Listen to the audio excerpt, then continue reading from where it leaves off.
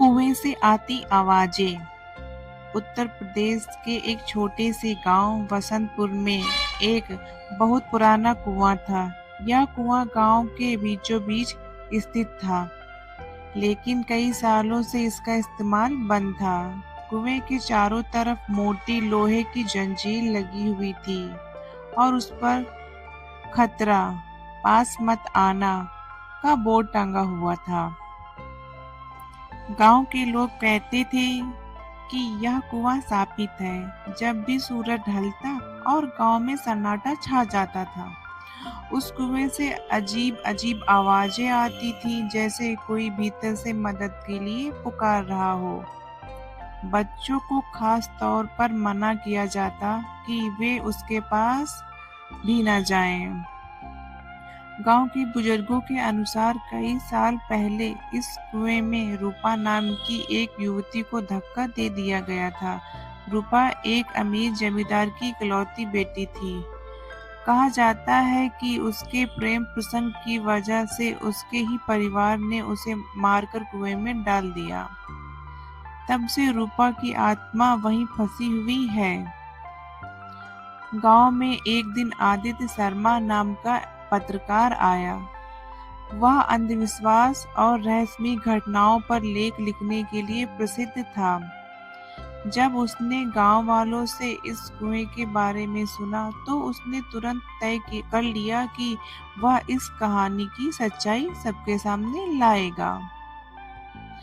गांव वालों ने उसे बहुत समझाया, बाबूजी, रात को उस कुएं के पास मत जाना, वहां से आवाजें आती हैं, कई लोग गायब हो चुके हैं।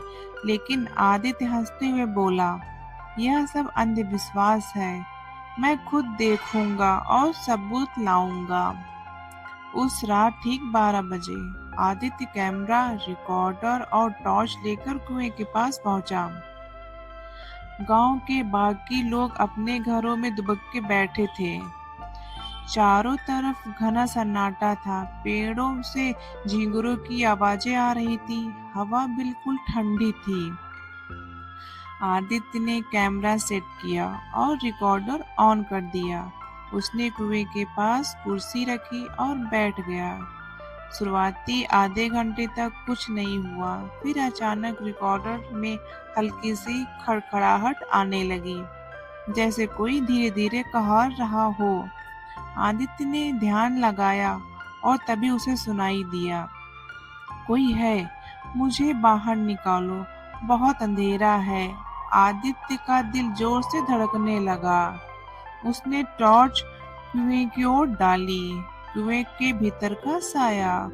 कुएं का पानी शांत था, लेकिन अचानक पानी में बुलबुले उठने लगे। आदित्य ने झुककर देखा और तभी कुएं से एक लंबा सा हाथ बाहर निकला, बिल्कुल भीगा हुआ, जिसकी उंगलियां नीली और नाखून लंबे थे। आदित्य चौंक कर पीछे हट गया। उसका कैमरा गिरते गिरते बचा। हाथ फिर गायब हो गया, लेकिन अब कुएं से एक औरत की रोने की आवाज साफ साफ सुनाई देने लगी, मैं यहाँ हूँ, कोई मुझे बाहर निकालो। आदित्य का पूरा शरीर कांपने लगा, लेकिन उसने हार नहीं मानी। वह रिकॉर्डिंग करता रहा। रूपा की आत्मा। कुछ ही पलों में कुएं का पानी अचानक उफान मारने लगा और उसी पानी से धीरे धीरे एक आकृति ऊपर उठी। एक औरत की आकृति, लंबी भीगे बाल, सफेद साड़ी, चेहरा बिल्कुल पीला और आंखें लाल। वो औरत कुएं से आधा बाहर निकल आई। उसने सीधा आदित्य की ओर देखा और फुसफुसाई, तुम क्यों आए हो? मेरी नींद क्यों तोड़ी? आदित्य ने कांपते हुए कहा, मैं सिर्फ सच्चाई जानने आया हूँ। औरत की आंखें और लाल हो गईं। उसने चीखकर कहा, जो भी यहाँ आया वो कभी लौटकर नहीं गया। अचानक एक ठंडी हवा का झोंका आया और आदित्य के हाथ से कैमरा नीचे गिर गया। अब आदित्य के पैरों में जैसे अदृश्य जंजीरें बंध गई थी। वो हिल भी नहीं पा रहा था। वो औरत धीरे धीरे कुएं से बाहर निकल रही थी। उसके शरीर से पानी टपक रहा था और हर कदम के साथ अजीब सी बदबू फैल रही थी। वो आदित्य के बिल्कुल सामने आ गई और अपनी लंबी उंगलियां उसकी गर्दन पर रख दी। आदित्य ने पूरी ताकत से खुद को छुड़ाने की कोशिश की, लेकिन बेकार। फिर अचानक वो औरत जोर से चिल्लाई, मैं अब भी यहाँ फंसी हूँ और तुम भी अब मेरे साथ रहोगे, हमेशा के लिए। आदित्य की आंखों के सामने अंधेरा छा गया।